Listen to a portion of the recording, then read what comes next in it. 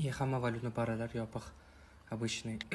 И har bitta zilkamiz xudo xolasa, ya'ni OTC'da qanday ishlash kerak, qanday analiz ochish kerak, necha minutga ochish kerak, shularni batafsil tushuntirib o'tishga harakat qilaman. Hozir savdo qilgan o'tirdim. Keyin kecha so'radim, video yoqsa like bosib qo'yinglar deb, kommentariy yozib, ko'pchilik like bosib, ko'pchilik kommentariy yozib, rosa xursand bo'ldim. Shuning uchun bugun video olmasam yaxshi ish bo'lmaydi deb video yoqdim. Ozmaslarga bitta eski o'zimni 30 sekundlik уже ulgamadim. Taks, уже ulgamadim. Oldin meni strategiyam bor edi, 30 sekundlikda savdo qilayotganim, telefonda savdo qilayotganimda. Bu strategiya 70% o'tadi, ya'ni 70% прибыльный strategiya.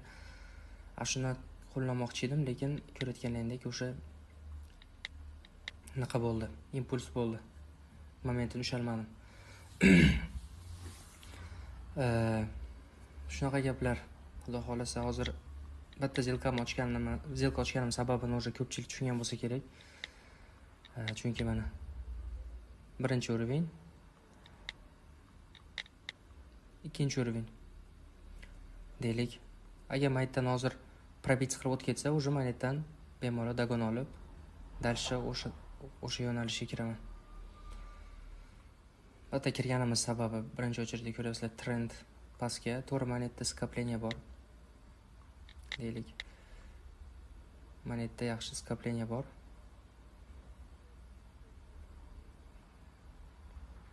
Lekin bizga bat qizig'i biz o'zimizni plusimiz olib ketamiz. Deylik, biz zilka ochyapmiz 2 minutga. 2 minutga bizni bir pastga kirdikmi? 2 minut pastga ketib bersa, dальше buzib o'tib ketadimi, qatga ketsa ham biz o'sha qiziqtirmaydi, chunki biz o'sha o'zimizning foydamizni oldik.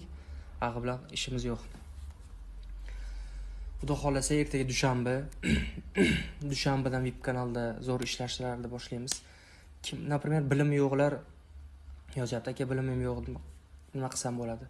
Agar siz bizdan VIP kanalimizga qo'shilsangiz, biz birga savdo qilamiz. To есть, mana shunday hozir ekranni ko'rib o'tirganingizdek, VIP kanalda ham xuddi shunday ekranni ko'rib o'tirasiz va men qilgan ishni qilib, ya'ni nima qilsam deydi, necha minutga bossam, mayda qaysi parani tanlasam, sen xuddi shuni qilib, o'zingiz daromadingizni olib o'tirishingiz bo'ladi.